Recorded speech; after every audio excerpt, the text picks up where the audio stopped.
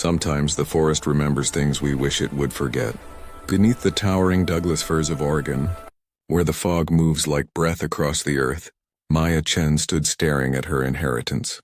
A tree stump so colossal it looked less like a remnant of nature, and more like a monument to something buried. 30 feet across, hollowed from within and carved into a spiral staircase that descended into darkness.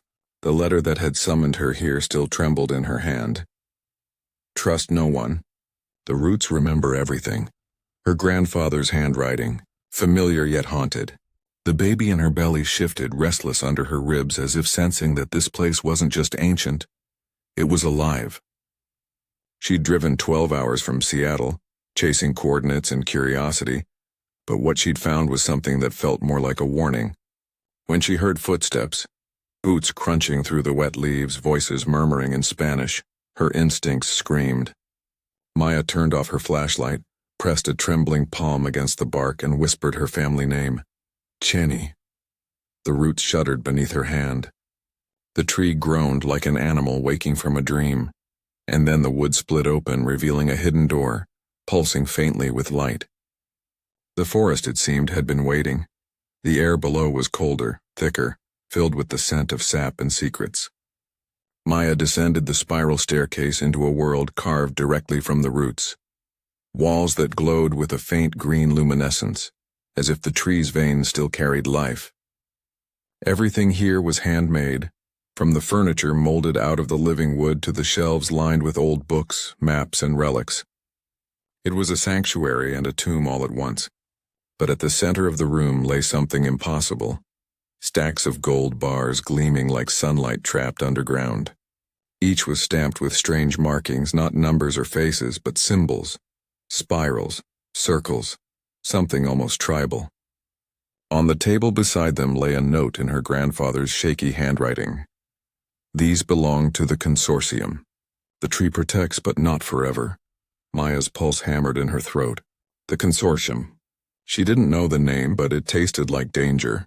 The baby kicked again as if to warn her. She picked up one gold bar, heavy, warm from the air. That's when her phone buzzed, a weak signal breaking through the roots. David's voice filled her ear. "Hey, how's the cabin?" he asked lightly. "It's more than I expected." "Good," he replied. "You always wanted a treasure." He hung up before she could respond. The silence that followed felt heavier than gold. Later that night, the forest changed. The rain fell harder, drumming against the ground like a heartbeat. Maya sat on the cabin floor, surrounded by papers she'd pulled from a hidden compartment behind an old calendar. Bank statements, every month the same, $5,000 wired from something called Meridian Acquisitions. Decades of it. Her grandfather, the man who'd supposedly lived without electricity or company, had been moving millions in silence. Then she found the photo. Her grandfather, younger, smiling beside a tall man with pale gray eyes, a red circle inked around his face, the name scribbled below. Viktor Kozlov. The name made her skin crawl. The same handwriting marked the back. Before it all went wrong. She didn't have time to process it. Outside, gravel crunched under tires. A flashlight beam sliced through the fog. "Miss Chen," a man's voice called, smooth, foreign. "Your grandfather spoke of you." She froze. "You have something that belongs to my employers." The door creaked. Maya reached for her flashlight like a weapon, her breath trembling. The man stepped inside. Clean shoes, city clothes, and the kind of calm that only killers wore. "You shouldn't have come here," he said softly. "Now we both have problems." She escaped through the tunnel, guided only by the faint glow of the roots. The walls breathed, literally exhaled, as if the ancient tree still recognized her bloodline. When she finally stopped crawling, she was in another chamber. Her flashlight flickered across boxes stacked to the ceiling, each labeled with years, countries, and currencies. Inside, gold coins shimmered like sleeping fire. But when she brushed off the dust, she saw the inscriptions, Nazi eagles, crosses, seals of long-dead empires. Horror rippled through her. This wasn't treasure. This was blood money, war gold. Her grandfather hadn't just hidden wealth. He'd hidden the sins of the century. His journals, scattered across the table, revealed a man trying to undo a lifetime of evil. I took what couldn't be returned, he'd written. I buried it where greed would never breathe again. Maya pressed a hand to her stomach. You were protecting me, she whispered, realizing her grandfather hadn't built a vault for himself. He'd built a grave for history. And now, history was clawing its way back. The first explosion was distant, a muffled boom that rattled the dirt beneath her feet. Then another, the sound of men shouting. Maya grabbed the old radio near the workbench, static filling her ears before a voice cut through. The sheriff's. Maya, they've reached the clearing. You've got minutes before they're inside. Her hand found the red switch her grandfather had labeled, for the day they come. She knew what it meant. A self-destruct system. She could bury everything, or the gold, the truth, the ghosts, but she'd never know what her grandfather had died to protect. The baby kicked again, harder this time, and that tiny pulse of life decided for her. She flipped the switch. The ground trembled, a deep rolling roar like the forest itself screaming. Roots snapped. Fire tore through the tunnels. She ran through the escape shaft as the world collapsed behind her, the sound of the explosion chasing her heartbeat. When she broke through the surface, dawn was breaking, and the Stump, her inheritance, was gone. All that remained was a smoking crater, and the ghosts of men who'd chased gold instead of mercy.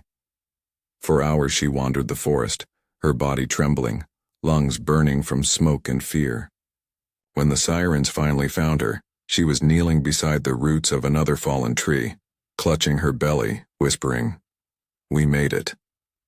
Agents pulled her from the wreckage and loaded her into a helicopter. Below, the crater still smoked, but from the air something glimmered faintly. A vein of light, gold? No, roots glowing, still alive. Her grandfather's journals would later reveal the full truth. He'd been part of a resistance stealing Nazi wealth before it could fund another empire, hiding it beneath the Oregon soil to protect the innocent. But greed never sleeps. Men like Kozlov spent decades hunting it, and now, Maya realized, the blood debt had finally burned itself out. The gold was gone, the evil buried, but her family's name and her child's future were clean. For the first time, the forest seemed quiet, not empty, just at peace. Months passed. Maya gave birth to a daughter, tiny, perfect, alive. The world called it the Gold Forest Incident. Historians fought over ownership. The news called her the woman who burned a fortune. But Maya didn't care about any of that. She kept her grandfather's final journal locked away. Its last entry burned into her memory. If the roots remember, it's because we made them carry too much. Sometimes she'd wake in the night to her daughter's cries and swear she could still hear that hum beneath the earth. A pulse older than humanity, older than greed. She'd look out her window at the Oregon pines and whisper, "It's over." But she knew that wasn't true. The world forgets names, not stories. Somewhere in the ashes of that hollow tree, something was still waiting to be unearthed, and when it did, the roots would remember again. Now imagine this. You're hearing Maya's story through your headphones, somewhere far from that cursed forest. Maybe you're driving home under a quiet sky. Maybe you're lying in bed in the dark, or maybe you're just wandering like she did, wondering what you've inherited from the people who came before you. Because sometimes the most dangerous inheritance isn't money or gold. It's secrets. Maya's story isn't just about what was buried. It's about what survived: courage, sacrifice, and the will to end a cycle that began long before she was born. The forest remembers, yes, but so do we. So as you reach the end of this story, tell me, what time is it right now as you're listening? Are you in your car? In your room? Out walking beneath the night sky? Wherever you are, take a breath, listen. Because maybe, just maybe, the roots are still listening too.